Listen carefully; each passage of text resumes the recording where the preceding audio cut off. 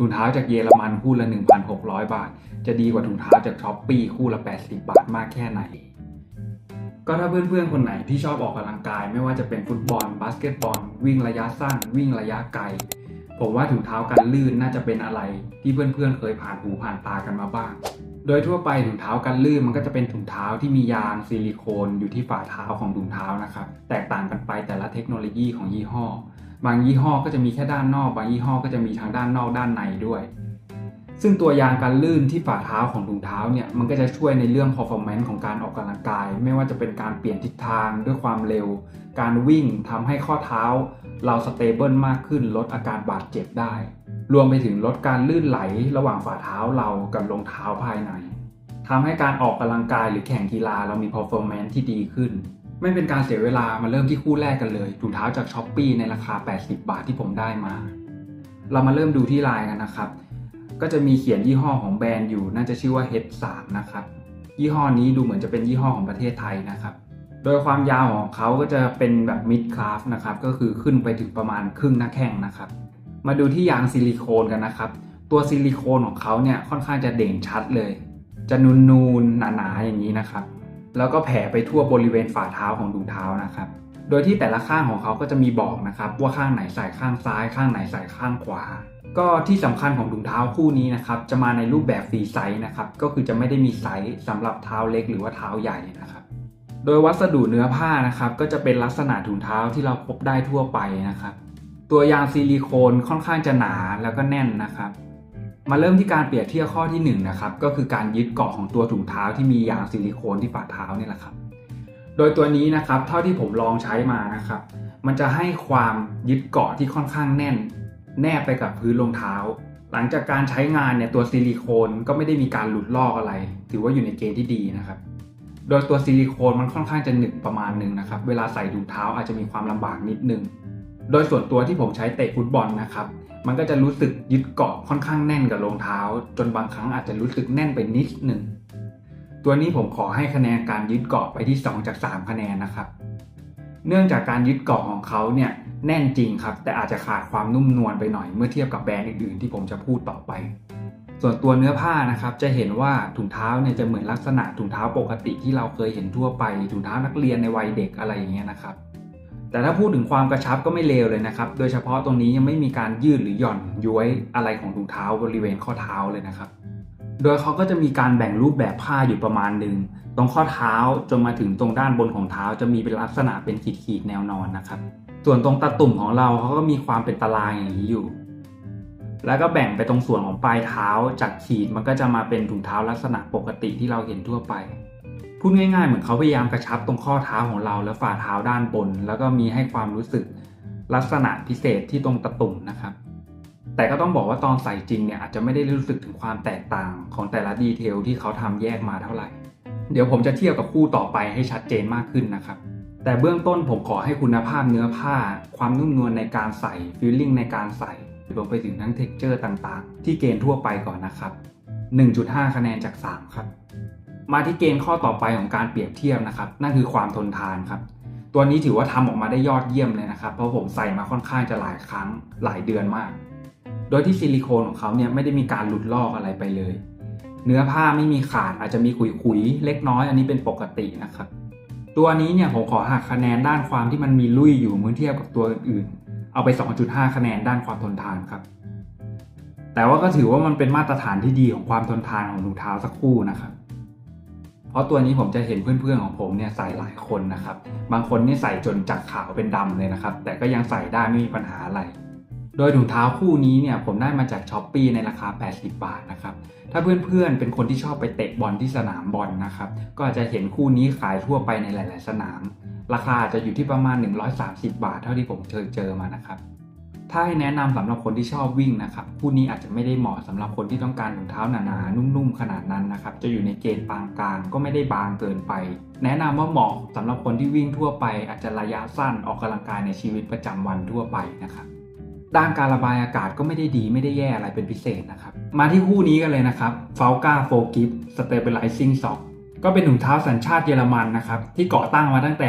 1895 นะครับโดยยี่ห้อนี้เนี่ยเขาจะดังมากในอุตสาหกรรมแฟชั่น เรื่องของความพรีเมียมของเนื้อผ้าความใส่สบายแล้วก็มีสีสันต่างๆให้เลือกมากมายนะครับด้วยความที่ยี่ห้อนี้เนี่ยมันมีอายุมานานมากๆแน่นอนว่าเขาก็ต้องมีการทำถุงเท้าเกี่ยวกับกีฬาโดยเฉพาะซึ่งตัวที่ดังมากๆของเขาเนี่ยก็คือถุงเท้ากันลื่นคู่นี้แหละครับโดยจากที่ผมได้ไปดูในหลายๆช่องของต่างประเทศนะครับเขายกให้ถุงเท้ายี่ห้อนี้เป็นถุงเท้ากันลื่นอันดับต้นๆในหลายๆช่องเลยครับตัวนี้ที่ผมได้มาในราคา 1,600 บาทนะครับเดี๋ยวเรามาแกะกล่องดูแพ็กเกจจิ้งกันเร็วๆนะครับโดยที่ด้านหน้าเขาจะเขียนยี่ห้อแล้วก็ชื่อถุงเท้านะครับ Forgive Stabilizing นะครับ Ergonomic Sport System นะครับก็จะมีชื่อตรงนี้อีกทีหนึ่งนะครับโดยแน่นอนว่ายี่ห้อนี้มีไซส์มาให้เลือกกันตามขนาดเท้าของเพื่อนๆเลยนะครับด้านข้างเขาจะบอกเลยนะครับว่าใช้กับกีฬาได้มากมายหลายประเภทตัวนี้เขาก็จะบอกเลยนะครับว่าเขาเด่นในกีฬาที่เน้นการเปลี่ยนทิศทางด้วยความเร็วนะครับด้านหลังก็จะเป็นบอกข้อมูลรายละเอียดต่างๆทั่วไปนะครับเดี๋ยวผมขอแกะแป๊บหนึ่งนะครับด้านในก็จะบอกข้อมูลต่างๆอีกนะครับตรงนี้ก็มีเน้นย้ำอีกรอบว่ากีฬาอะไรที่เหมาะกับถุงเท้าประเภทนี้บ้างก็แทบจะทุกกีฬาครับตรงนี้ก็จะมีรูปวิธีการใส่ถุงเท้าซึ่งเราก็น่าจะใส่เป็นทุกคนแหละครับแต่ถ้าดูดีๆเนี่ยเหมือนเขาอยากให้กลับถุงเท้าประมาณนึงแล้วเราก็สวมเข้าไปแล้วก็ค่อยใส่ขึ้นมาแต่ผมว่าก็ลองใส่แบบทั่วไปไม่น่าจะมีปัญหาอะไรนะครับนอกจากนี้เขายังมีหนังสือมาให้ด้วยเดี๋ยวเรามาดูกันก็เพิ่งเคยเจอนะครับว่าถุงเท้ามันต้องมีคู่มือการใช้ขนาดนี้ด้านหลังมี QR ถ้าเพื่อนๆอยากลองสแกนก็ลองดูนะครับมาที่ตัวถุงเท้ากันบ้างนะครับความโดดเด่นของยี่ห้อนี้คู่นี้ก็คือลายตรงนี้เนี่ยครับเขาจะบอกซ้ายขวาที่ด้านหลังของข้อเท้าของเราอย่างชัดเจนด้านบนก็จะมียี่ห้อ Falca บนเท้าด้านบนของเราก็จะมีบอกข้างอีกรอบนะครับว่าซ้ายหรือขวาเปรียบเทียบกับคู่อื่นๆนี่สูงกว่าประมาณนิ้วหนึ่งนะครับก็ถือว่าค่อนข้างสูงนิดนึงก็ประมาณครึ่งหน้าแข้งนะครับเนื้อผ้าบริเวณหน้าแข้งเนี่ยครับก็จะมีความกระชับทั่วไปนะครับลงมาเนี่ยมันจะบีบข้อรีบลงมานิดนึงช่วงนี้ดูจะกระชับกว่าปกติเล็กน้อยตรงแท่งแนวตั้งขาวๆนี่มันจะได้ความรู้สึกนูนๆนะครับแล้วพอลงมาตรงตะตุ่มเนี่ยรู้สึกว่ามันกระชับขึ้นอีกเป็นพิเศษเลยนะครับเพื่อลองดูช่วงตะตุ่มจากด้านหน้านะครับผ้ามันจะอัดแน่นเป็นพิเศษเลยครับแล้วเท่าที่จับดูมันก็เพิ่มความหนาด้วยนะครับบริเวณนี้ผมว่าจุดนี้ดีสำหรับคนที่เล่นฟุตบอลนะครับเวลาปะทะกับคนอื่นมันจะช่วยป้องกันตรงตะตุ่มเราได้ดีจากรองเท้าสตั๊ดของคนอื่นเนี่ยแหละครับโดยส่วนเท้าด้านบนบริเวณที่งอเนี่ยเหมือนเขาตั้งใจทำมาให้มันมีการระบายอากาศที่ดีจากเนื้อผ้าที่ผมเห็นนะครับถัดมาที่ด้านข้างของบริเวณเท้าเรานะครับมันจะมีการเสริมบริเวณนี้ครับหนาขึ้นมานิดนึงสีเทาๆส่วนปลายเท้าเนื้อผ้ามันก็จะมีความแตกต่างเล็กน้อยจากบริเวณสีดำนะครับผมว่าเทียบกับทาบิโอนี่สูสีเลยครับฟีลลิ่งนุ่มนวลความพรีเมียมความกระชับตัวปลายเท้ามันก็จะเหมือนนุ่มๆนิดนึงมาต่อกันที่กิฟต์บริเวณฝ่าเท้านะครับเขาจะเน้นที่ปลายเท้าเราค่อนข้างหลายปุ่มนิดนึงตัวยางของเขาจะเป็นลักษณะกลมๆอย่างนี้นะครับส่วนฝ่าเท้าเขาจะกระจายกันไม่ถี่มากเท่าปลายเท้าเส้นสีดำๆเนื้อผ้ามันจะแซะล่องลงไปนะครับตัวนี้ผมคิดว่ามันช่วยในการระบายอากาศครับเพราะตรงนี้เขาบอกอยู่ Air Channel ผมก็คิดว่าน่าจะหมายถึงในการแซะล่องสีดำๆตรงกลางที่ฝ่าเท้าของถุงเท้าเนี่ยแหละครับเน้นเรื่อง Anatomy ป้องกันแผลรองเท้ากัดแล้วก็ Air Channel ส่วนยางที่ส้นเท้าก็จะเป็นลักษณะเดียวกันกับบริเวณฝ่าเท้านะครับโดยตรงนี้เขาก็จะมีเลขไซส์เขียนมาเลยนะครับคู่นี้ผมยังไม่เคยลองใช้เลยนะครับเดี๋ยวผมขอใส่เพื่อสัมผัสฟีลลิ่งเล็กน้อยก็เข้าใจนิดนึงว่าทำไมเขาต้องบอกวิธีใส่นะครับเพราะว่าถุงเท้ามันค่อนข้างกระชับมากๆเลยเวลาใส่ดึงขึ้นไปเนี่ยอาจจะยากนิดนึงการที่เขาบอกให้เราพับส่วนด้านในออกมาด้านนอกก่อนแล้วค่อยใส่เนี่ยมันก็จะช่วยให้ง่ายนิดนึงตอนนี้ผมใส่ข้างขวาอยู่นะครับอันนี้เป็นข้างซ้ายฟีลลิ่งดีมากๆเลยครับได้ความรู้สึกนุ่มนวลความกระชับเบื้องต้นผมค่อนข้างชอบนะครับก็ตัวนี้ใส่ไปก็อยู่ที่ครึ่งแข้งพอดีนะครับ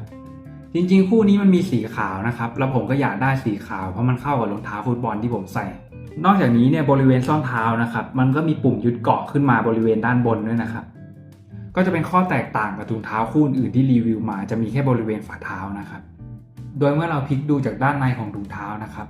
ก็จะเห็นว่าของ Falca มีตัวยางยึดเกาะด้านในด้วยนะครับลักษณะเหมือนด้านนอกมีตั้งแต่ฝ่าเท้าขึ้นมาจนถึงส้นเท้าเลยนะครับ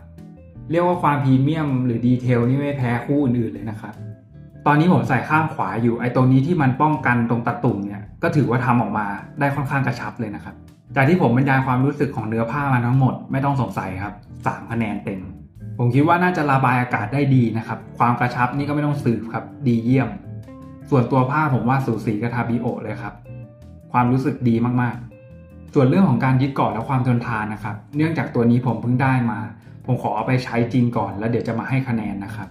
แต่เท่าที่ดูมาเนี่ยตัวยึดเกาะมันมีโอกาสหลุดได้เหมือนกันนะครับจากที่ดูมาจาก YouTube ช่องอื่นๆของต่างประเทศนะครับก็ต้องมาดูกันนะครับว่ามันจะหลุดง่ายแค่ไหนจากการใช้งานของผมเดี๋ยวขอถอดถุงเท้าแป๊บหนึ่งนะครับก็คู่นี้ผมฝากพี่ซื้อมาจากเยอรมันนะครับจริงๆผมอยากได้สีขาวแต่เท่าที่หามาเนี่ยสีขาวมันไม่มีก็ได้มาเป็นสีดำแทนปกติรองเท้าฟุตบอลผมจะชอบใส่ถุงเท้าสีขาวให้มันเข้ากันมากกว่าก็ถ้ามันใช้ดีจริงผมก็อาจจะไปหาสีขาวมาใช้ในภายหลังใหม่นะครับสุดท้ายเดี๋ยวผมขอมาสรุปนะครับว่าแต่ละคู่มันเหมาะกับใครบ้างนะครับตัวนี้ที่เพิ่งรีวิวไปอาจจะไม่100%เพราะยังไม่เคยใช้จริงนะครับแต่ก็ต้องบอกเลยว่าคุณภาพมันยอดเยี่ยมมากๆถ้าเรื่องดีเทลเนี่ยใครชอบแบบมินิมอลก็อาจจะไม่ชอบลายที่มันมีตรงนี้เท่าไหร่แต่ถ้าเรื่องเนื้อผ้าฟีลลิ่งเนี่ยผมว่าถ้าใครชอบของดีเนี่ยตัวนี้ก็ไม่น่าพลาดครับแต่แน่นอนว่าราคามันก็ค่อนข้างสูงนิดนึงเพื่อนๆก็ลองชั่งใจดูนะครับส่วนตัวนี้จาก Shopee เทียบกับราคาเนี่ยไม่แย่เลยนะครับผมว่ามีติดรถไว้สักคู่เผื่อลืมถุงเท้าไปที่สนามเนี่ยไม่ได้เสียหายอะไรเลยสำหรับคนที่ใส่วิ่งระยะสั้นต้องการความบางความกระชับระบายอากาศดีหรือมีการเปลี่ยนทิศทางบ่อยๆนะครับรวมไปถึงคนที่ชอบเตะฟุตบอลแบบผมนะครับตัวทาบิโอหรือฟอลก้านะครับผมว่าเป็นตัวเลือกที่น่าสนใจเลยนะครับซึ่งจริงๆในแต่ละแบรนด์เนี่ยมันมีความหนาความสั้นความยาวของถุงเท้าแตกต่างกันไปหมดนะครับเพื่อนๆสามารถไปเลือกดูกันได้เลยนะครับส่วนคู่นี้เนี่ยเทียบกับราคา80 บาทของมันเนี่ยแล้วก็ความทนทานการใช้งานไม่เลวเลยนะครับพกติดรถได้ไม่ต้องคิดอะไรมากครับส่วนคู่นี้เพื่อความยุติธรรมขอยังไม่จัดอันดับนะครับเดี๋ยวขอไปลองใช้จริงก่อนแล้วเดี๋ยวมารีวิวอีกที